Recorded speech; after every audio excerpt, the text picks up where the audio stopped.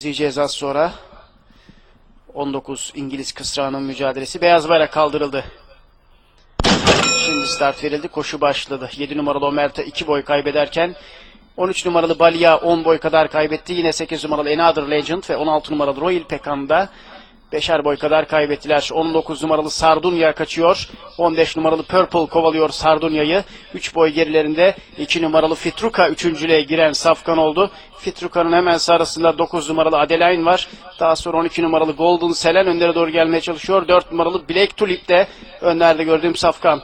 Son 800'e doğru gidiliyor. 19 numaralı Sardunya kaçıyor. İkincilikte 15 numaralı Purple var. Bariyer dibinde 9 numaralı Adeline önlerde. Dış kulvardaki numaralı Fitrika dördüncülükte. Beşincilikte 2 boy geride 4 numaralı Black Tulip var.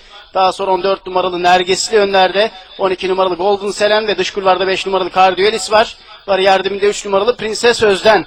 Evet 19 numaralı Sardunya kaçıyor. İkincilikte 9 numaralı Adeline bariyer dibinde farkı 2 boya kadar indirdi. Adeline'in iç kulvarında 3 numaralı Prenses Özden önlere doğru geliyor. 12 numaralı Golden Selen ve Purple da var. Bariyer dibinde 3 numaralı Prenses Özden geliyor. Sardunya'yı yakalıyor. Dış kulvarda 2 numaralı Fitruka da geliyor. Bariyer dibinde 3 numaralı Prenses Özden. Orta kulvarda 2 numaralı Fitruka mücadelesine. Geri planda 12 numaralı Golden Selen katılmaya çalışıyor. 3 numaralı Prenses Özden liderliği aldı. Orta kulvardan 4 numaralı Black Tulip geliyor. 3 numaralı Prenses Özden yakalıyor. Eş kulvardan da 12 numaralı Golden Selen koptu geliyor. 3 numaralı Prenses Özden önde.